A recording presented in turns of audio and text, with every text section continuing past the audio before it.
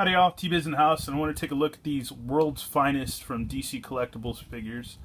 That's the 2-pack, obviously, of the Huntress and Power Girl, which I saw these and I was like, man, I gotta get them because they look cool. And funny thing about DC is I'm kind of more stoked on DC stuff than I am Marvel stuff. I guess I'm just burnt out because Marvel just decided to put everything out for all these movies and blockbusters coming out already and stuff, and just an overload. You know, it's what, $300 worth of figures you'd have to buy right now, and it's just a lot of it's a lot of money. It's a lot of figures.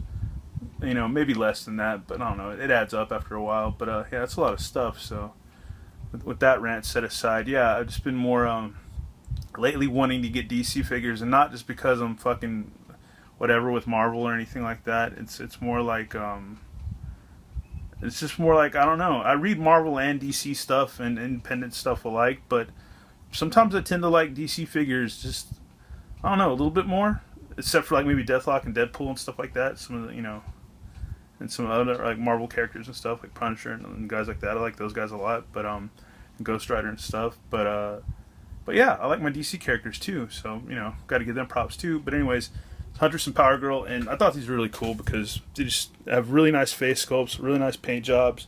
I wouldn't say these are probably the most like playable figures, because one thing about these, when you get them, they're kind of stiff with like the paint and stuff. The paint apps and paint jobs make some of the joints kind of stiff, but the Huntress, her cape's really nice. It's a really nice purple. I don't know if it comes off purple on cam, but it's a crazy kind of metallic, almost pearlized sheen to it, which is really nice. Hair sculpt is really nice. Her cow's really cool. The face sculpt is just phenomenal. These face sculpts are just pretty cool, and they do really good just really good accents with the blush on her face and the eyes and the lips and stuff. It's just a really great paint job. And I think she's about 13 points of articulation, give or take. Some of the joints are kind of stiff, so yeah, you got to kind of work them a little bit, but yeah, it's not bad. You're not gonna, you know, pose her like doing the thinking position or anything like that, you know, like that famous statue or anything, but yeah, just not bad at all. No double knees or anything like that. A little bit of a pivot on the ankle, but you know, these figures I think are more for display than maybe just playability, because I think most kids would just break this figure like in a heartbeat. And the weapons are really delicate, because as we know from my reviews and some of our buddies' reviews, that these things break really easy. These weapons that they come with, they break really easy. So you want to just kind of keep them, just, I don't know, just minimal play with these, or just wear with these, because yeah, they'll break. But her belt's really cool. Belt all the way around. It's really cool. Nice sculpt on the belt. Whoop. And yeah, just a really great figure. And it's cool because I found one of my old Birds of Prey comics that I haven't read in ages, and yeah, I remember liking that comic, and it'd be cool to find some old trades on that comic for sure, because these are cool characters. And they had a TV show too of these characters. But yeah, you want to work them with stands too, because they're gonna pretty much like fall if you don't have stands. Oh, sorry about that. And yeah, here's a look at the crossbow. And it's like a little kind of, I don't know what kind of gun, like a 22 or something. I don't know, it's just like it's kind of pistol. But yeah, just like a crossbow. Pretty cool. But yeah, you don't really want to bend this or anything like that. You want to just kind of minimal play. Either that or just put it right back in the box. You could do that too and just leave it alone. Just leave it the heck alone. But yeah, it's cool. Not a bad sculpt. And our favorite, everybody's favorite, especially amongst like people that love cosplayers and stuff like that, is Power Girl. And it's cool because I want to get I know Starner's got the Doom Patrol, whatchamacallit, Harley Quinn, and I want to get the Harley Quinn to go with her. That way they can be buddies like on the comic and hang out for a little bit. So that'd be really cool.